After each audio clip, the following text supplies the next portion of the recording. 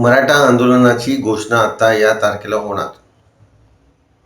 मराठा आरक्षणाच्या आंदोलनाची पुढील दिशा आंतरवाली सराटी गावात आज ठरवली जाणार होती. मात्र याबाबतचा निर्णय आता म्हणून मनोज जरांगे यांनी पुढे ढकलला आहे. बीड जिल्ह्यात 23 डिसेंबर रोजी होणाऱ्या सभेत पुढील आंदोलनाची दिशा जाहीर केली जाणार असल्याचं मनोज जरांगे यांनी म्हटले आहे.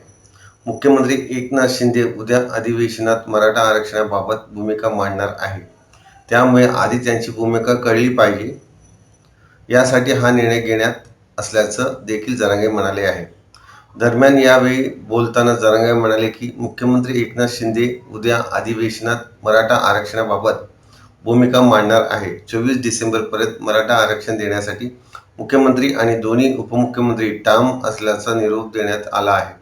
आपण काय आंदोलन करणार आहोत हे आजच सांगितल्यास सरकारला कळून जाईल.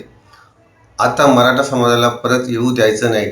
आता लढाई ताकदीने आणि युक्तीने देखील लढायची. उद्या सरकारला त्यांची भूमिका जाहीर करू द्यावी, अन्यथा तुम्ही आधीच जाहीर करून टाकल्याचं ते म्हणतील. त्यामुळे बीड येथील 23 डिसेंबर रोजी होणाऱ्या सभेत पुढील आंदोलनाची दिशा जाहीर केली जाणार असल्याचं मनोज जरांगे यांनी म्हटले आहे. नंतरच्या आंदोलनाची दिशा ठरणार होती, त्याची घोषणा केली जाणार होती, पण ते आता 23 वर गेलेलं आहे. काय आणि त्या उदय सावंत साहेबांनी आणि महाजन साहेबांनी सांगितलं, उदय सामंत साहेबांनी आणि महाजन साहेबांनी काल सांगितलं. आज उदय सामंत साहेबांनी सांगितलं की उद्या त्याला मुख्यमंत्री साहेब जे कागदाप्रमाणे आपलं लिहून घेतलेलं आहे त्याप्रमाणे ठरलेलं आहे, त्यात उद्या उत्तर ते देणार आहे.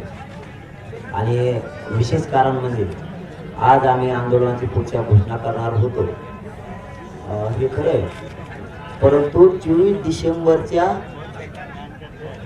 पर्यंत जर मराठ्यांना आरक्षण नाही दिलं तर पुढचं आंदोलनाची दिशा काय हे ठरणार होतं.